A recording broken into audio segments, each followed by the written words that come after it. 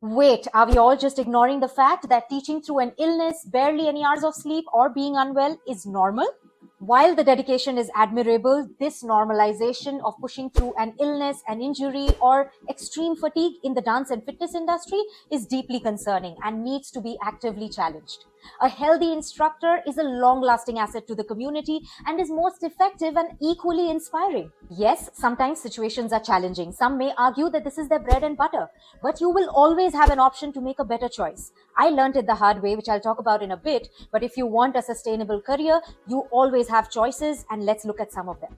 Hello and welcome to another episode of the Instructor Playbook by Akanksha Dave, your guide to look back on and take inspiration from my journey and my experiences.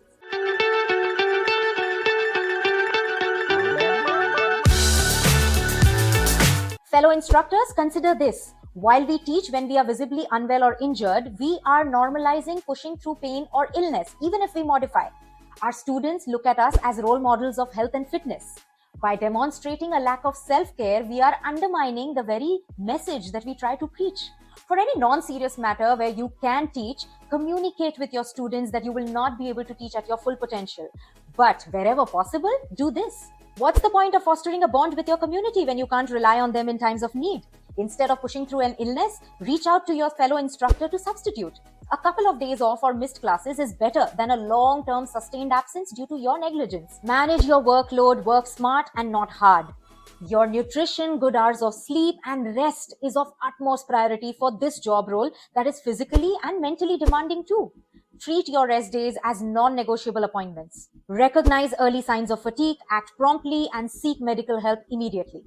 Years ago, very early on in my journey, I went to a masterclass to co-teach a couple of songs, and I was visibly unwell, running with high fever. Only to realize I did promise myself that that was the last time I did that, and I've never looked back. Opportunities will come and go, but if you want to sustain longer in this industry, you've got to take care of yourself first. Together, as instructors in the dance and fitness industry, we are responsible for a culture that promotes health, wellness, and a sustainable lifestyle. Then why are we glorifying overworking? Share this across as much as you can if you think this trend needs to be addressed proactively and collectively. I find this normalization deeply concerning. What about you? Thank you so much, instructors, for listening to this episode of the Instructor Playbook, and I hope you find it helpful and valuable in your own journey in the dance and fitness industry. Don't forget to share your comments and spread this word across with as many instructors if you think that they would find benefit from these insights and these experiences that we share with each other. Thank you, and let's stay connected.